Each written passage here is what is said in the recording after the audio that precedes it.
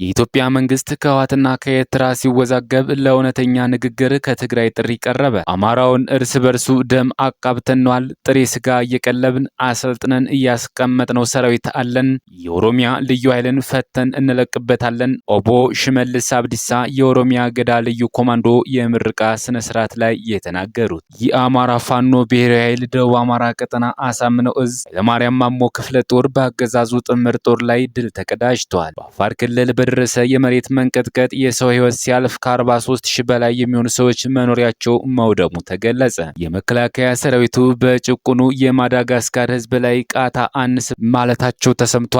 በዝርዝር እናስደምጣቸዋለን። እስከ መጨረሻው ድረስ አብራችሁ ተቆዩ። እነዚህና ሌሎች ያልተሰሙ መረጃዎችን በዝርዝር እናስደምጣችኋለን። ሰላም ጤና ይስጥልን ክቡራትና ክቡራን በዓለም ዳርቻው ለምትገኙ የቻናላችን ቤተሰቦች ለሁለት ሰዓቱ ያዘጋጀናቸው የተለያዩ መረጃዎች ወደ እናንተ የምናደርስበት ሰዓት ላይ እንገኛለን። ቪዲዮአችን ተደራሽነት እንዲበዛ ቪዲዮን ላይክ፣ ቻናሉ ሰብስክራይብ እና ሼር እንዲሁም ኮሜንት መስጫ ሳጥን ድል ለአማራ ፋኖ የሚል አሴት እያስቀመጣችሁ አብራችሁን ሁኑ። ነሆ ወደ መረጃችን ገባን። የኢትዮጵያ መንግስት ከህወሓትና ከኤርትራ ሲወዛገብ ለእውነተኛ ንግግር ከትግራይ ጥሪ ቀረበ። የትግራይ ሲቪል ድርጅቶች የፖለቲካ ችግሮች ወደ ከፋ ሁኔታ ሳይሸጋገሩ በውይይት እንዲፈቱ ጠይቀዋል። ድርጅቶቹ እውነተኛ ንግግር እንዲደረግ ጥሪ ያቀረቡት የኢትዮጵያ መንግስት ከህወሓትና ከኤርትራ በኃይል ሲወዛገብ ነው። የሳልሳዊ ወያኔ ፓርቲ ሊቀመንበር የሚመለከታቸው ኃይሎች ፍላጎታቸውን በኃይል ሳይሆን በንግግር እንዲያስፈጽሙ ጥሪ አቅርበዋል። የኢትዮጵያ መንግስት ከህወሓትና ከኤርትራ ሲወዛገብ እውነተኛ ንግግር እንዲደረግ ከትግራይ ጥሪ ቀርበዋል። በትግራይ የሚንቀሳቀሱ ሲቪል ተቋማት ያለው ፖለቲካዊ ውጥረት የሚያረግብ እውነተኛና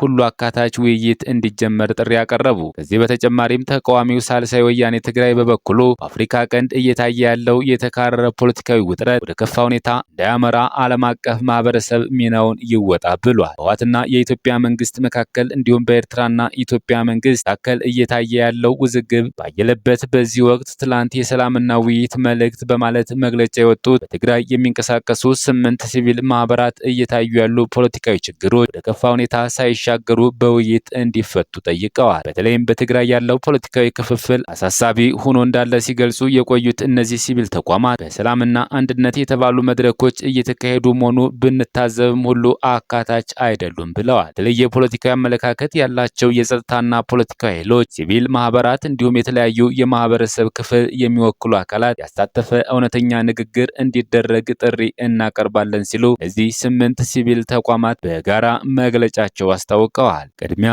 ለሰብአዊ መብቶች በሴቶች ጉዳይ የሚሰሩ ጉርዞና የሆኖ የተባሉ ተቋማት ጨምሮ ሌሎች በዚህ መግለጫቸው ሁሉም አካላት ሰላምና ውይይት ዝግጁነታቸውን ያሳዩ ብለዋል። የሳልሳይ ወያኔ ሊቀመንበር አሉላ ኃይሉ የትግራይ ህዝብ መዋጊያ ቦታና አውድ እንዳይሆን ፓርቲያቸው ስጋት እንዳለው ለዶይቼ ቬለ ተናግረዋል። የዳግም ጦርነት ስጋት ይህ በእንዲህ እንዳለ ሌላው በወቅታዊ ጉዳዮች ዙሪያ መግለጫ ያወጣው በትግራይ በተቃዋሚነት የሚንቀሳቀሰው ሳልሳይ ወያኔ ትግራይ በበኩሉ ትግራይን ከዛም አልፎ አፍሪካ ቀንድን መልሶ ወደ ግጭት ሊያስገባ የሚችል ሁኔታ መኖሩ በመግለጽ ለዚህ ትኩረት እንዲሰጥ አመላክቷል። አቶ አሉላ ኃይሉ የትግራይ ህዝብ ካለፈው ጦርነት ጠባሳ አላገገም ያሉ ሲሆን በሚሊዮን የሚቆጠር ህዝብ ከጦርነቱ በኋላ ጭምር ወደ ቀየው ሳይመለስ ባለበት ዳግም ግጭት እንዳይከሰት የበለጠ ጥንቃቄ ያሻል ብለዋል። የዓለም አቀፍ ማህበረሰብ ሚና የሳልሳይ ወያኔ ትግራይ ሊቀመንበር አሉላ ኃይሉ በህወሓትና የኢትዮጵያ መንግስት መካከል የቆየ ልዩነት እንዲሁም መነሻው የተለያዩ ፍላጎቶች ያደረገ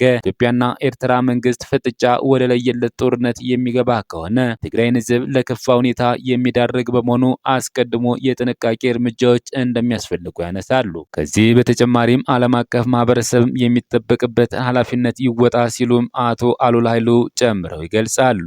አማራውን እርስ በርሱ ደም አቃብተነዋል፣ ጥሬ ስጋ እየቀለብን አሰልጥነን እያስቀመጥነው ሰራዊት አለን፣ የኦሮሚያ ልዩ ኃይል ፈተን እንለቅበታለን ሲሉ ኦቦ ሽመልስ አብዲሳ ተናገሩ። ሚሊሻ ሆኖ ከፋኖ ቤተሰብ ያልገደለ የለም፣ በተመሳሳይ ፋኖ ሆኖ ከሚሊሻ ቤተሰብ ያልገደለ የለም። በአማራ ባህል ደግሞ ደም ሳይመልሱ መቅረት እንደ ነውር የሚቆጠር ነገር አለ። ስለዚህ አሁን ላይ እርስ በርስ ለግድያ የሚፈላለጉ ደመኞች ሆነዋል። ፋኖን አጥፋልን ብለን የምንለምነው ሚሊሻ አይኖረንም። ለራሱ ሲል የራሱን ህይወት ለማትረፍ ሲል ያለምንም ክፍያ ፋኖን ያሳድድልናል። በዚህ አይነት መንገድ እጃችን ላይ ያለው ገንዘብ ለሚኒሻ ከመበተን ድነናል። ገንዘቡን ለገዳ ልዩ ኮማንዶ ማሰልጠኛና መሳሪያ መግዣ ይውላል። አማራ ከዚህ በኋላ ከነሙሉ ክብሩ በአባ ገዳ ልጆች ፊት የሚቆምበት ዘመን አብቅቷል። ቀደም ብዬ እንደነገርኳችሁ አማራ ከዚህ በኋላ እስከ ምጽአት ድረስ ምንም አይነት የፖለቲካ ውሳኔ ሰጭነት ሚና እንዳይኖረው አድርገን ሰርተናል። አንዳንዶች ይህን ስንል መታበይ ይመስላቸዋል። ነገር ግን ፖለቲካውን የሰራነው ሰዎች ስለምናውቀው ነው። ከእንግዲህ ኦሮሞ ማድረግ ያለበት ተበድለው ከነበረችው ሚኒሊክ ሰራሽ ሀገር ቁጭ ብሎ ካሳ መቀበል ብቻ ነው። ከኦሮሞ ጋር ሰላም ፈጥሬ እኖራለሁ የሚል አካል ካለ እሱን እንቀበላለን። ነገር ግን አካሄዱ የሚሆነው ኦሮሞ በሚወስንለት ማንኛውም ሕግና ድንጋጌ መራና ሊተዳደር አምኖ ከተቀበለ ብቻ ይሆናል። ይህን ካልተቀበለ ጥሬ ስጋ እየቀለብን አሰልጥነን ያስቀመጥነው ሰራዊት አለን፣ የኦሮሚያ ልዩ ኃይልን ፈተን እንለቅበታለን ማለት ነው ሲሉ ሽመልስ አብዲሳ ተደምጠዋል። ሽመልስ አብዲሳ የኦሮሚያ ገዳ ልዩ ኮማንዶ የምረቃ ስነስርዓት ላይ ነው የተናገሩት። የአማራ ፋኖ ብሔራዊ ኃይል ደቡብ አማራ ቀጠና አሳምነው እዝ ኃይለማርያም ማሞ ክፍለ ጦር በአገዛዙ ጥምር ጦር ላይ ድል ተቀዳጅቷል። ጧቱ ጀምሮ እስካሁን ድረስ ውጊያው የቀጠለ ሲሆን የኃይለማርያም ማሞ ክፍለ ጦር በሸዋ ቡልጋ ሀገረ ማርያም ከተማ ወጣ ብላ በምትገኘው ነፋስ አምባ ከፍተኛ ትንቅንቅ እያደረገ ይገኛል። የአጋዜ ኮማንዶ የሚሊሻና የአድማ ብተና አባላት ላይ በተወሰደ የደፈጣ ጥቃት በደርዘን የሚቆጠር የጠላት ኃይል ተደምስሷል። ወደ ውጊያ 2 አምቡላንስ የጥምር ጦሩ ሙትና ቁስለኛ ይዞ ወደ ሀገረ ማርያም ከተማ ሆስፒታል ይዞ መግባቱም ተረጋግጧል። ውጊያው አድማሱን አስፍቶ የቀጠለ ሲሆን የኃይለ ማርያም ማሞ ክፍለ ጦር በጠላት ላይ ከፍተኛ ድል አስመዝግቧል። ሸዋ ቡልጋ የገባው የአገዛዝ ሰራዊት አብዛኛው ሙትና ቁስለኛ መሆኑን ተከትሎ ጠላት ከቡልጋ ሀገረ ማርያም ከተማና ከዙኖ መናገሻ ደብረ ብርሃን ከተማ በርካታ ሰራዊት ይዞ ቢገባም የኃይለ ማርያም ማሞ ልጆች የመጣውን ጠላት በሚገባ